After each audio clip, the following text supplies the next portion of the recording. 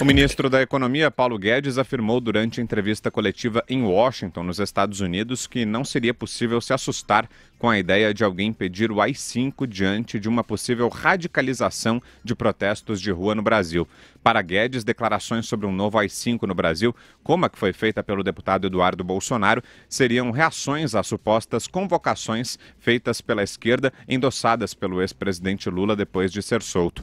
O ministro disse também não estar preocupado com a valorização do dólar frente ao real e que é preciso se acostumar com o elevado patamar da moeda americana. Abro aspas. É bom se acostumar com juros mais baixos por um bom tempo e com o câmbio mais alto por um bom tempo. Fecho aspas.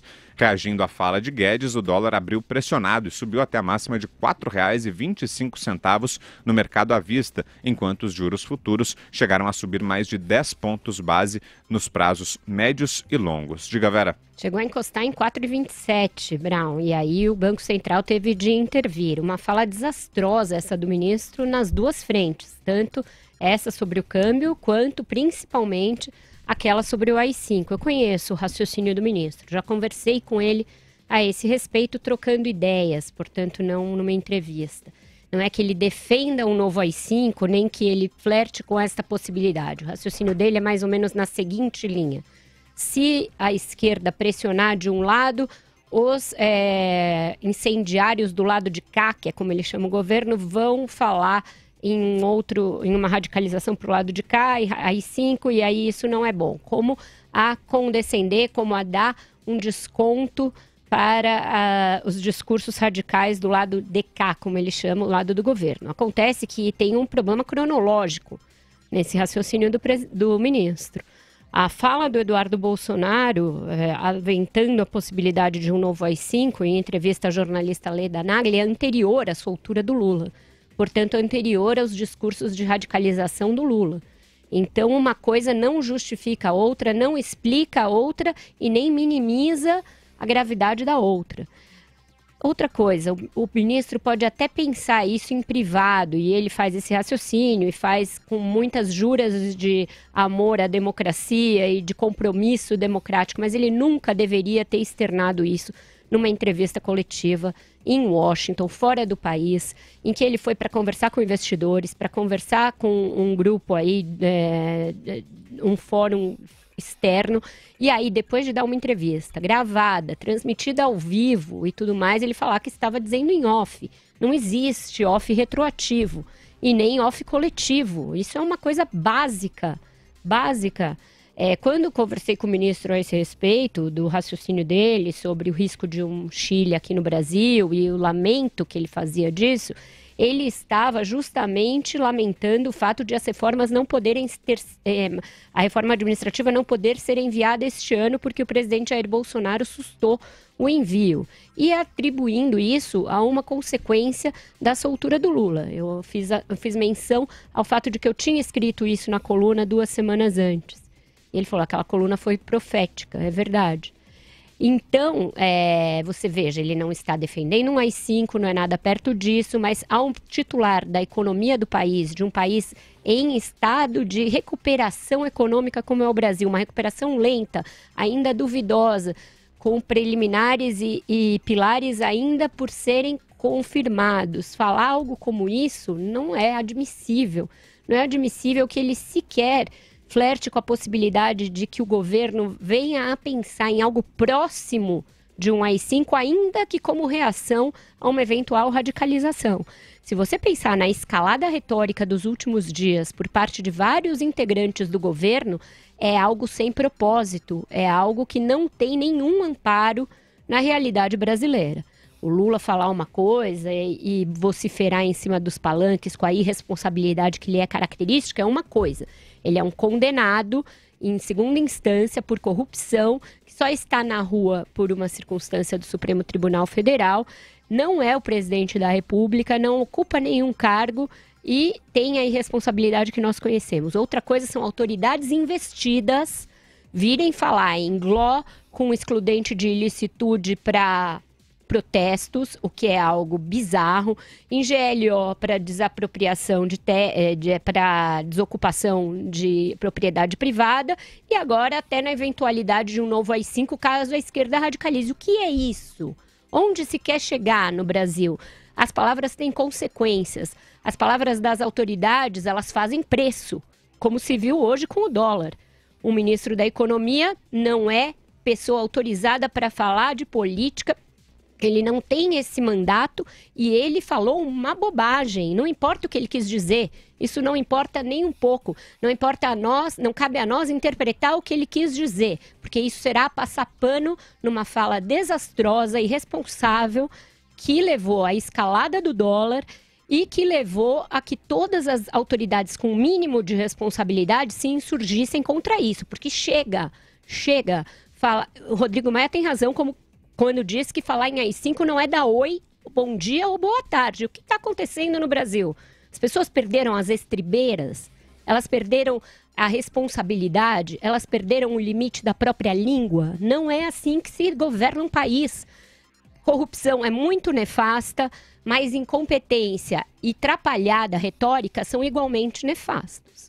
O ministro Paulo Guedes tem uma imensa responsabilidade de ser uma voz de racionalidade num governo que pouco a pouco vai perdendo a sua credibilidade interna e externa, eivado de maluquices e de autoritarismos. Ele tem de ser a âncora de confiabilidade e credibilidade.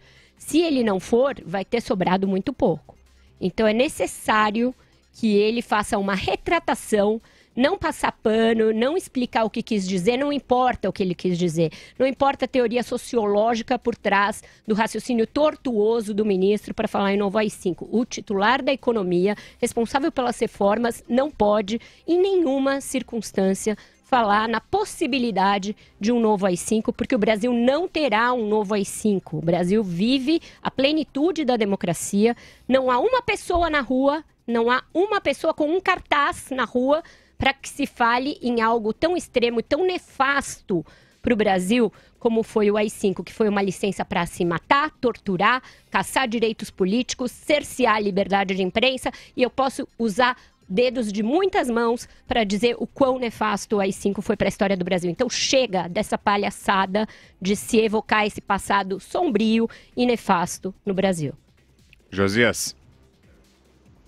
A entrevista concedida pelo ministro da Economia lá nos Estados Unidos mostra que a mediocridade é contagiosa. Com inúmeras reformas por fazer, 12 milhões de desempregados para atender, o Paulo Guedes achou que seria uma boa ideia embarcar no trem fantasma da família Bolsonaro. E ele enganchou a sua retórica no vagão do entulho autoritário. Deixou órfã uma agenda reformista da qual o presidente da República parece já ter desembarcado. As principais cabeças do governo funcionam como terrenos baldios, onde o Lula atira as suas provocações. Estava combinado que Jair Bolsonaro, os seus auxiliares e os seus filhos dariam de ombros para essas iscas lançadas pelo ex-presidiário petista. Mas a família Bolsonaro não consegue perder o hábito de criar assombrações para depois se assustar com elas. O que não se imaginava é que o ministro da Economia também seria contaminado pela lulafobia que provoca surtos de inépcia no governo. Numa única entrevista, o Paulo Guedes declarou-se alérgico ao cheiro de asfalto, acho uma insanidade chamar o povo para a rua para fazer bagunça, como se alguém estivesse chamando alguém para ir fazer bagunça. Ele se mostrou sensível aos pendores repressivos do Jair Bolsonaro. O presidente só pediu um excludente de ilicitude. E o ministro se revelou permeável a aventuras ditatoriais. Não se assustem se alguém pedir um AI-5.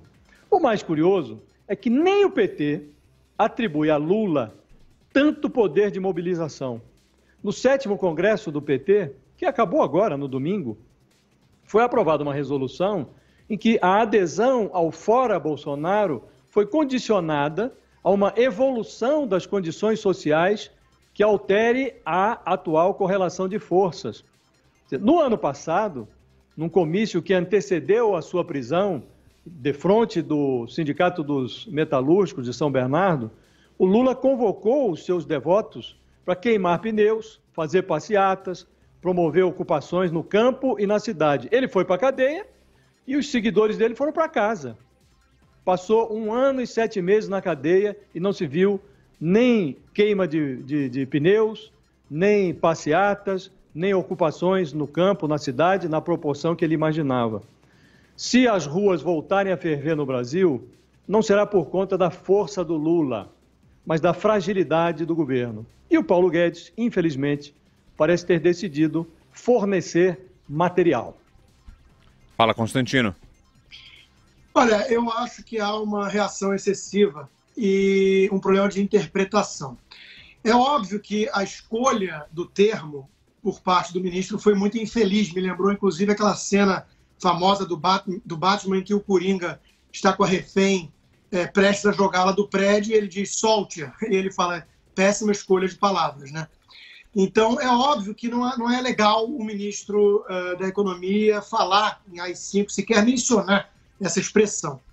Agora, para a gente analisar e gerar essa repercussão toda negativa que gerou, é óbvio que a gente está analisando dentro de um contexto. Aí vamos resgatar a frase do Eduardo Bolsonaro, várias afirmações do próprio presidente no passado simpáticas ao regime militar e por aí vai. Ou seja, a análise está incorporando contextualização. Senão é apenas o ministro falando que, se pegarem pesado nesses protestos de baderneiros e tudo mais, como está acontecendo em outros países, vai ter uma reação. Isso aí ninguém pode ficar espantado.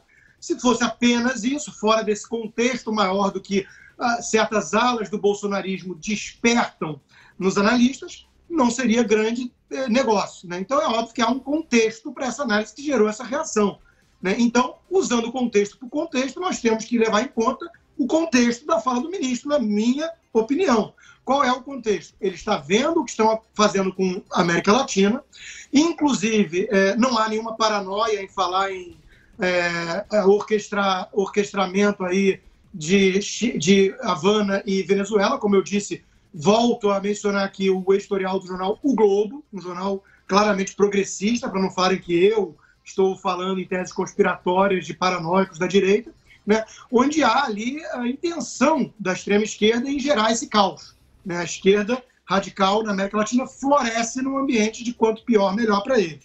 Então, dentro desse contexto que, novamente, não adianta falar que não há nada marcado nas ruas ou que estão tranquilas as ruas hoje. É uma análise do que pode acontecer, né? Então, considerando esse contexto, né, o presidente Bolsonaro, na minha opinião, de forma equivocada, estaria, então, segurando reformas, como a reforma administrativa. O Paulo Guedes está claramente irritado com isso tudo e fez um desabafo. Nesse seu desabafo, inclusive, ele falou: respeitem as urnas, a democracia, a tradição democrática do país. Ou seja, ele está direcionando a revolta dele para a esquerda irresponsável, radical, que não aceita o resultado das urnas e sempre quer vencer no tapetão. É uma esquerda que está, inclusive, incitando ódio e violência agora com a soltura de Lula mais ainda. A presidente reeleita do PT está, assim, citando o caso chileno como inspiração. Ela é presidente do PT, um dos partidos com uma das maiores bancadas do Congresso, né? Uma quadrilha disfarçada de partido. Então, esse é o contexto da fala do ministro. E ele está falando o seguinte: olha, ação gera reação. Isso aí, se vocês forem para essa linha irresponsável que está acontecendo no Chile, vão atiçar esse lado aqui. E é óbvio que existe uma ala bolsonarista, e aí entra o contexto da análise que eu citei dos outros, que estão condenando com muito mais, na minha opinião, energia do que precisava, né? Sabe-se que tem uma ala do bolsonarismo que adoraria isso. Tem essa ala aí que está louca para um pretexto para avançar contra as instituições no país. Então existe essa briga de extremos, digamos assim. Esse é o contexto da fala do ministro. O que fez o câmbio subir, na minha opinião, foi a questão do câmbio. Essa fala do AI-5, confesso a vocês que meus 13 anos de experiência no mercado financeiro, eu posso atestar aqui que o mercado está meio que ignorando. A preocupação do mercado é a fala do ministro em relação ao câmbio. E aí sim, eu acho que é mais preocupante. É um lado meio desenvolvimentista dele ali, né, que eu talvez não conhecesse.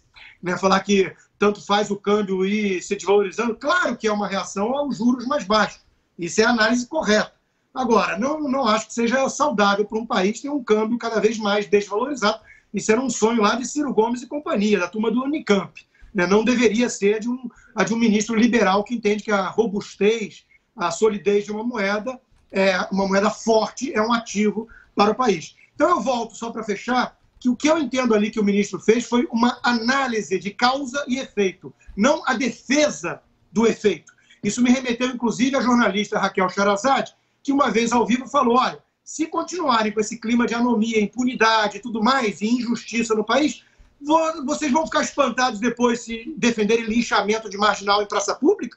Não era uma defesa, era uma análise de causa e efeito. Aí a turma oportunista distorce e quer avaliar isso como a defesa de uma análise que ela está fazendo, apenas imparcial. Eu recomendo a nossos ouvintes internautas o texto do Paulo Pousonoff, publicado na Gazeta do Povo, onde ele, inclusive, conclui que isso é um resultado aí dos anos e anos de destruição da educação, do ensino em nosso país, onde as pessoas perderam a capacidade de interpretação básica de texto. Eu acho que perder a capacidade de interpretação básica de texto é uma coisa, e perder o apreço à democracia é outra, e se caminha rapidamente para a segunda hipótese quando se começa a passar pano para tudo e a querer enxergar contextos para tudo.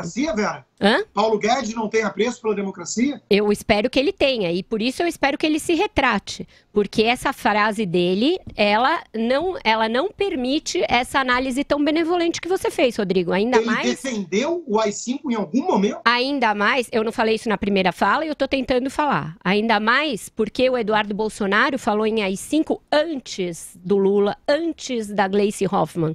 E essa questão temporal importa.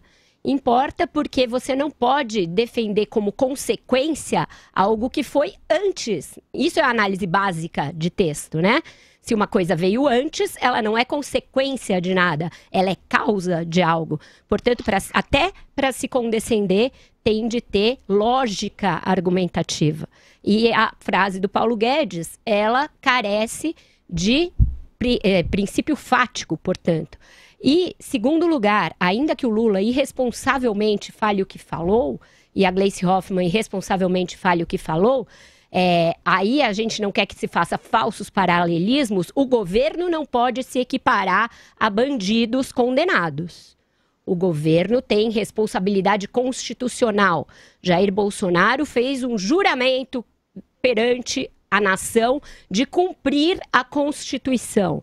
Então, qualquer brecha que ele, seus ministros, seus filhos e pessoas que trabalham no governo abram no que a Constituição estabelece, e ela é muito clara quando ela diz do funcionamento pleno dos poderes. Portanto, isso não se compatibiliza nem com a cogitação de AI-5.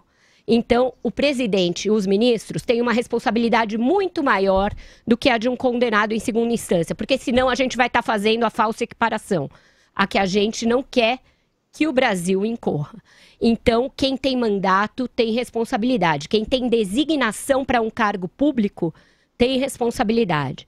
Querer que o Lula, condenado, e falando cada vez mais a convertidos que estão em casa e não nas ruas, seja desculpa para que a gente sequer flerte com a possibilidade de qualquer medida de exceção, é brincar com uma coisa muito cara e muito séria que se chama democracia.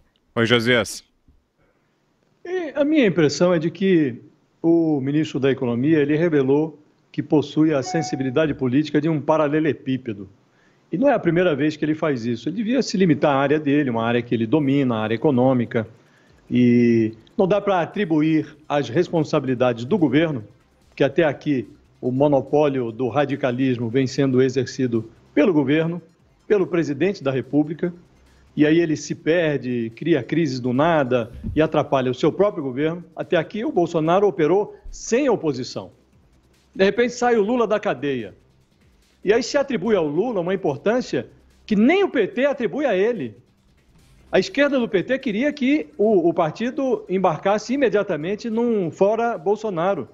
E a ala do Lula, o grupo do Lula, impediu que isso fosse feito e aprovaram lá uma resolução meia-boca, dizendo que é preciso que as condições políticas se alterem para que o partido peça a saída do Bolsonaro. Quer dizer, nem o PT atribui esse poder todo ao Lula.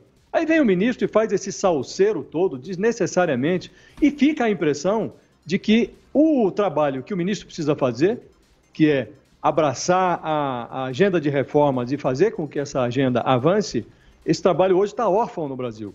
Que o presidente desembarcou dele e o ministro não tem força para atrair o presidente para essa empreitada.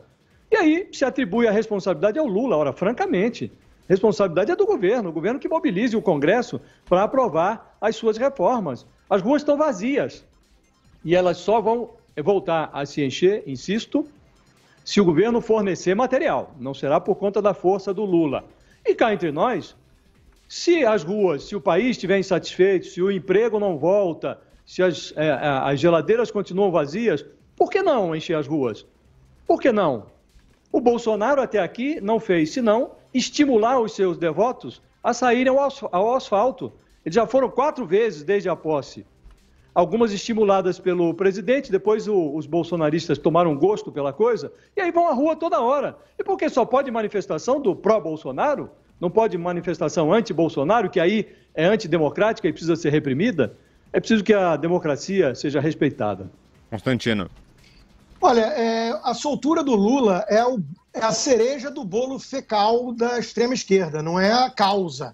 É apenas acrescenta um ingrediente importante, porque ele ainda é um nome relevante desse grupo de golpistas, mas a entrevista que foi dada pelo próprio Eduardo Bolsonaro à Leda Nagli já foi num contexto do Chile.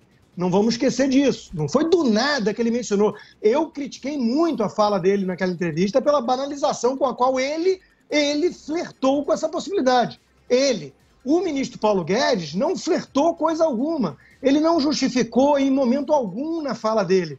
Então, eu acho que é preciso levar isso em conta. Em relação a GLO e manifestações, eu concordo que toda manifestação é legítima desde que dentro das regras, do respeito às regras do jogo.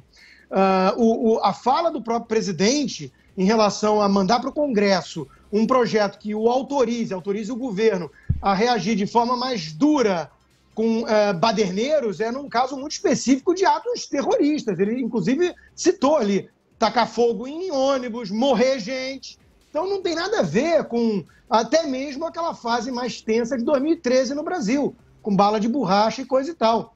A gente está fazendo um paralelo aqui com o caso chileno, é isso que está assustando. Esse é o contexto. Se você tirar o contexto da sala, aí o debate perde um pouco o sentido. Então eu não estaria com essa angústia toda em relação à ameaça enorme que paira sobre a democracia no Brasil, por conta disso que temos até aqui. O preço da liberdade é a eterna vigilância. E eu tenho para mim que uma ala bolsonarista adoraria um pretexto para avançar sobre as instituições. Então, o seguro morreu de velho. Todo cuidado é pouco.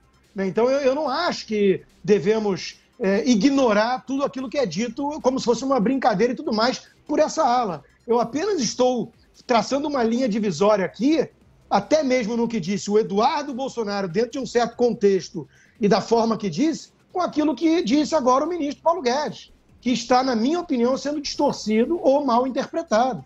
Ele foi muito claro ali em criticar, ele apontou a indignação dele na direção dos baderneiros, daqueles que estariam flertando com o modelo chileno para importar para o Brasil o caos.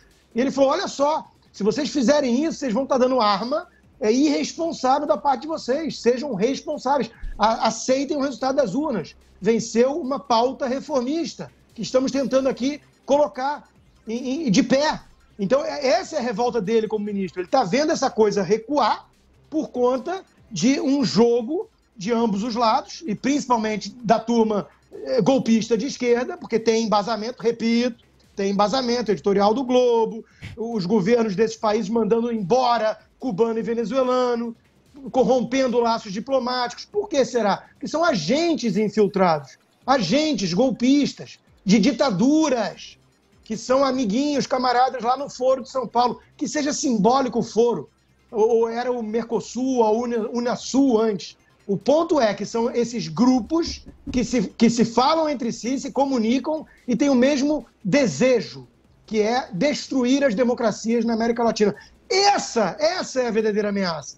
Isso tira mais o meu sono do que a fala do ministro. Agora, é óbvio que não vamos condescender com alas bolsonaristas que, de fato, passam pano para o que foi, inclusive, o regime de Pinochet ou a era do regime militar no Brasil. Isso é inaceitável. Eu só estou fazendo uma distinção aqui de que não foi isso que fez o ministro Paulo Guedes. Vera. Pois é, vamos traçar uma linha divisória. O que o Eduardo Bolsonaro fez foi golpismo. O que o ministro fez foi condescender com a ala golpista do governo a que ele serve.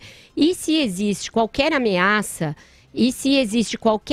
à pauta de reformas, a primeira ameaça à pauta de reformas vem do chefe dele, Jair Bolsonaro, que não tem nenhuma convicção liberal e que aproveitou o primeiro pretexto, sem nenhuma pessoa na rua, repetindo, não há nenhuma pessoa na rua. As últimas pessoas que saíram às ruas saíram de verde e amarelo para defender pautas do governo. E o Bolsonaro aproveitou a saída do Lula para sustar a agenda de reformas. Então, se essa agenda corre qualquer risco, esse risco se chama Jair Bolsonaro, um corporativista de 4 costados que passou sua vida no Congresso boicotando toda e qualquer tentativa de reforma e defendendo toda e qualquer pauta sectária, corporativista, sindicalista, e que agora está mostrando o seu verdadeiro pendor, que é um pendor autoritário, que é um pendor antidemocrático e que é um pendor antirreformista. Então, o ministro, antes de traçar uma tese segundo a qual o que é causa é efeito, ele deveria pensar em quem é o presidente a quem ele serve. E isso serve para o mercado, porque uma coisa é apoiar reformas que todos nós apoiamos. Outra coisa é achar que estas reformas em si são razão para se tolerar todo o resto intolerável que esse governo está empurrando goela abaixo de um país. Neste bloco eu jamais vou entrar. A minha tolerância com qualquer milímetro de avanço nas liberdades é zero, porque eu sou uma liberal estrito sensu em todas as áreas e eu sou, antes de tudo, uma democrata. Então, qualquer laivo de autoritarismo, à esquerda, à direita, nunca terá de mim nenhuma palavra minimamente condescendente, minimamente tolerante. O ministro é responsável pela economia. Ele precisa vir a público desdizer o que ele disse. O que ele disse pode ser uma tese sociológica, pode ser um tratado ali de ciência política, segundo o seu entendimento. Eu já tive uma conversa com ele a esse respeito bastante amigável. Ele é uma pessoa muito inteligente e eu acredito nas suas convicções democráticas. Mas da boca dele não pode vir nada que soe como... não se pode se surpreender caso o lado de cá venha falar de AI-5. Não é só se surpreender. Qualquer um minimamente responsável e que tenha compromisso com a democracia tem de se surpreender, se insurgir e se recusar. Constantino. Não, é só porque eu acho curioso que, óbvio que não tem ninguém na rua hoje, mas eu acho curioso que ameaças concretas do lado da extrema esquerda, do PT e seus representantes, não assombram, não assustam quase ninguém na imprensa, é normal, vida que segue. A imprensa que apontou, Rodrigo. Sendo que tem um contexto do que está acontecendo na vizinhança. Então, dentro desse contexto, as falas criminosas das lideranças maiores do PT não assombram tanto, não tiram o sono de ninguém. Aí o ministro vai lá e diz assim, vocês são irresponsáveis. Se vocês insistirem nisso e tocarem o terror ou tentarem tocar o terror nas ruas, não vão ficar surpresos depois com a reação dessa gente. E aí cai o mundo em cima do ministro. Você vai ficar surpreso com a reação, Rodrigo, se vier um AI-5? Digamos que as pessoas vão às ruas, digamos que haja protestos violentos. Você acha que isso é motivo para bloco excludente de ilicitude? Vai conseguir tocar o terror nas ruas brasileiras, Vera? Se trocarem o terror nas ruas brasileiras, você é a favor de GLO com excludente de ilicitude? GLO talvez. Com excludente de ilicitude? Eu sou a favor de trocar eventualmente bala de borracha por bala de verdade, dependendo do grau de ataque terrorista à população. Pois é, eu não sou. Eu acho que as forças de repressão, a polícia, e mesmo se o exército for usado, e ele já foi usado em protestos, eles têm de se ater ao que são as suas atribuições. Não pode ter excludente de ilicitude nesse caso. O Chile, o governo chileno, ele fez um meia-culpa com o que aconteceu lá. Né? O Chile, uma insatisfação popular, virou revolta popular, porque o governo reagiu mal, reagiu com truculência a uma manifestação que pedia lá a redução de passagem de transporte público. Coisa muito parecida aconteceu no Brasil. Não me parece que Cuba e Venezuela tenham força. Venezuela está no chão. Cuba é uma ditadura decadente. Tenham força para atear fogo nas ruas da América Latina. Sinceramente, não me parece real essa possibilidade.